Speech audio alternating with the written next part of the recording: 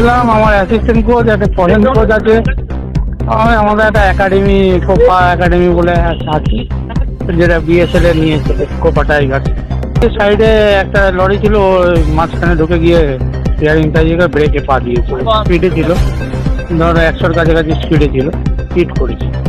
নৈহাটি সাহেব কলোনি ব্রিজে।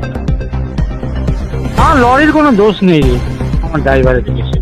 ঘটনাটা সংগ্রামরা আসছিল বোলপুর থেকে। বোলপুরের যিনি বিএসএল এর টিম কিনেছেন ওই অভিজিৎদার ছেলে সংগ্রাম, কোচ জোসেফ, নীলেশ, আমাদের এক্স প্লেয়ার এবং কোচ নীলেশ, সবাই আসছিল। ওখানে গাড়িটা কন্ট্রোলে না রাখতে পেরে গাড়িটা পাল্টি হয়ে যায়। মানে বিরাট অ্যাক্সিডেন্ট, বিরাট। গাড়িতে কিছু নেই, ইঞ্জুরি হয়েছে, সবাই টুকটাক লেগেছে, বড় কোনো ইঞ্জুরি নেই, কোনো ক্যাজুয়ালিটিস নেই। যারা আছেন তারা সবাই অক্ষত। গাড়িতে 4 জন ছিল এবং গাড়িতে যারা ছিল প্রত্যেকেই অক্ষত। আমি সৌভাগ্যক্রমে সেই সময় নৈহাটিতেই ছিলাম, অ্যাক্সিডেন্ট স্পটের একদম পাশেই ছিলাম, 200 মিটার দূরে ছিলাম যখন আমার কাছে ফোনটা আসে।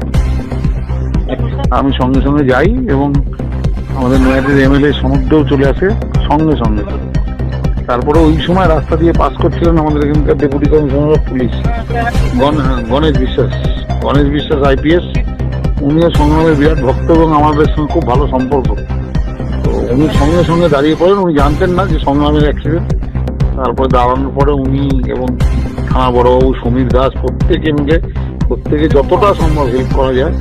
তবে হেল্প তো সব অ্যাক্সিডেন্টের পরে এসছে, অ্যাক্সিডেন্টে যে বেঁচে গেছে।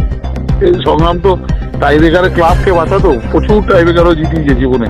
আজকে জীবনের টাইব্রেকারটাও জিতে গেল, জীবনের সারেন্ডারটাও জিতে গেল। একদম বলছি, সংগ্রাম দ্বিতীয় জীবন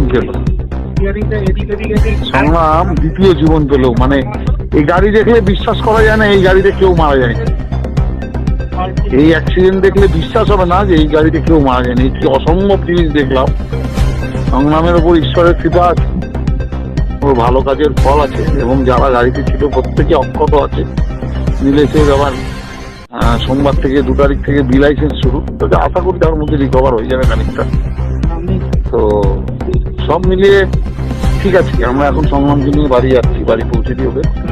ও সামনে সিটে বসেছিল, ও সিট বেল্টটা পড়েছিল, এইটা ওর বেঁচে যাওয়ার সবচেয়ে বড় কারণ। এসে দেখলাম সংগ্রাম গাড়ির বাইরে, বাকিদের হসপিটালে নিয়ে বেরিয়ে গেছে অ্যাক্সিডেন্টের ভ্যান। গাড়িটা পুরো পাল্টে খেয়ে গেছে, উল্টে গেছে আর রাস্তার মাঝখানে। তারপরে